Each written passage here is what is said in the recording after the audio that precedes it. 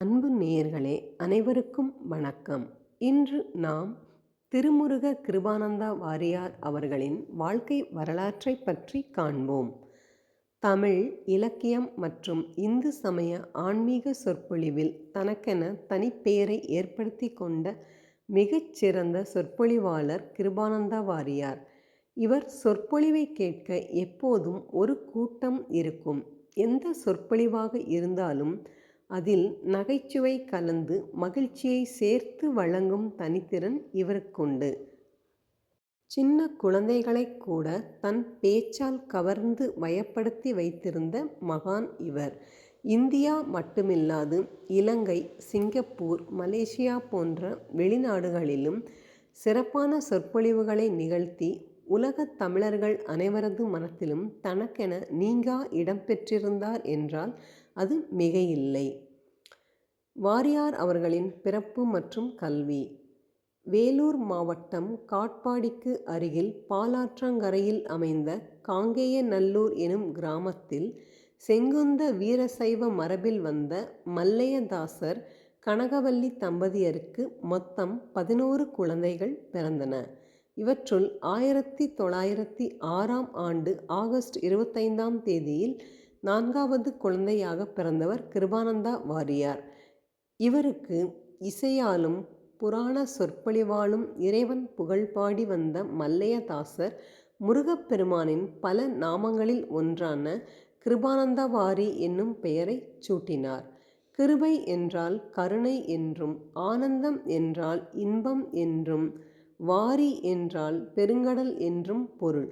இவர் பெயருக்கேற்ப கருணையே உருவாக பிறரை தன் சொற்பொழிவால் மகிழ்ச்சியில் ஆழ்த்தும் பெருங்கடலாக திகழ்ந்தார். தமிழ் இலக்கியத்திலும் ஆன்மீகத்திலும் தனித்திறன் பெற்றிருந்த இவருக்கு இவர் தந்தைதான் ஆசான். இவருடைய தந்தையார் இவருக்கு 3ஆம் வயதிலிருந்து தமிழ் இலக்கண இலக்கியங்களை கற்றுக் கொடுக்க தொடங்கினார். 8 வயதிலேயே கவிபாடும் ஆற்றல் பெற்ற இவர் தேவாரம், திருப்புகழ், திருவருட்பா, கந்தபுராணம், கம்பராமாயணம், வில்லிபாரதம் முதலான நூல்களில் 10,000 பாடல்களுக்கு மேல் அவர் மனப்பாடம் செய்துவிட்டார். கற்றறிந்த புலவருக்கே கடினமாக இருக்கும் அஷ்டநாக பந்தம், மயில், வேல், சிவலிங்கம், ரதம் முதலான பந்தங்கள், சித்திரக்கவிகள் முதலியவைகளை இயற்றினார். கிருபானந்தா வாரியார் முதலில் சொற்பொழிவாளர் ஆனது. இசை மற்றும் புராண சொற்பொழிவாற்றி வந்த கிருபானந்தா வாரியாரின் தந்தை மல்லையதாசர் ஒரு நாள் சொற்பொழிவு ஒன்றுக்கு போக முடியாத நிலை. தந்தைக்கு பதிலாக அந்த சொற்பொழிவிற்கு வாரியார் சென்றார். சொற்பொழிவிற்கு ஏற்பாடு செய்திருந்தவர்கள் மல்லையதாசர் சொற்பொழிவிற்கு வருவதாக ஒத்துக்கொண்டு தான் வராமல் இளம் வயது மகனை அனுப்பி வைத்திருக்கிறாரே என்று வருத்தப்பட்டனர். வாரியார் அன்று முதலாக செய்த சொற்பொழிவை கேட்டவர்கள் அசந்து போய் விட்டனர்.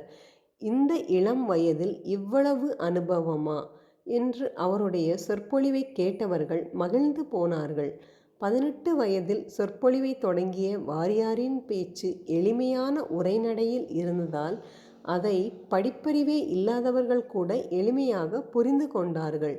சிறு பிள்ளைகள் கூட இவருடைய சொற்பொழிவு என்றால் கேட்க விரும்புவார்கள். அவ்வளவு எளிமையாக இருக்கும் சொற்பொழிவில் அதிகமான நகைச்சுவைகள் அர்த்தத்துடன் இருக்கும். பொதுவாக இவர் சொற்பொழிவாற்றும் கூட்டங்களில் சிறு பிள்ளைகள் முன்வரிசையில் அமர்ந்திருப்பார்கள். சொற்பொழிவின் இடையிடையே எளிமையான கேள்விகளை கேட்பார். அந்த கேள்விகளுக்கு முதலில் பதிலளிக்கும் சிறு பிள்ளைக்கு விபூதியும் சிறிய கந்தசஷ்டி கவச புத்தகம் ஒன்றும் பரிசாக அளிப்பார். இந்த பரிசை பெற சிறுவர்களுக்கிடையே ஆர்வம் அதிகமிருக்கும். இதற்காக முன்வரிசையில் இடம் பிடிக்க போட்டியும் இருக்கும். வாரியார் சொற்பொழிவில் கூட்டம் கலைவது என்பது குறைவாகவே இருக்கும். கலையும் அந்த குறைவான கூட்டத்தையும் தக்க வைக்கும் கலையையும் அவர் கற்றிருந்தார். வாரியார் ஒரு சமயம் ஒரு ஊரில் சொற்பொழிவாற்றி கொண்டிருந்தார். அவர் மிகுந்த சுவாரஸ்யமாக பேசிக்கொண்டிருந்த போதும் பாதியில் ஒவ்வொருவராக எழுந்து போய் கொண்டிருந்தனர். அவர்களை பார்த்து வாரியார் சொன்னார், இராமாயணத்தில் அனுமனை சொல்லின் செல்வர் என்று குறிப்பிடுவார்கள். இந்த ஊரிலும் சொல்லின் செல்வர்கள் பலர் இருப்பதை பார்க்கிறேன் என்றார். போய்க் கொண்டிருந்தவர்கள் யாரை சொல்லப் போகிறார் என்று தெரிந்து கொள்ள ஆவலுடன் நின்றனர். வாரியார் தொடர்ந்து, நான் நல்ல பல விஷயங்களை சொல்லின் அதை கேட்காமல் செல்பவரைத் தான் சொல்கிறேன் என்றார். இடையில் எழுந்து சென்ற அவர்கள் மீண்டும் அவரவர் இடத்திற்கு வந்தமர்ந்தனர். இந்த காணொளியின் அடுத்த பாகத்திற்கு சற்று காத்திருக்கவும். இந்த காணொளியை கேட்ட அனைவருக்கும் நன்றி, வணக்கம்.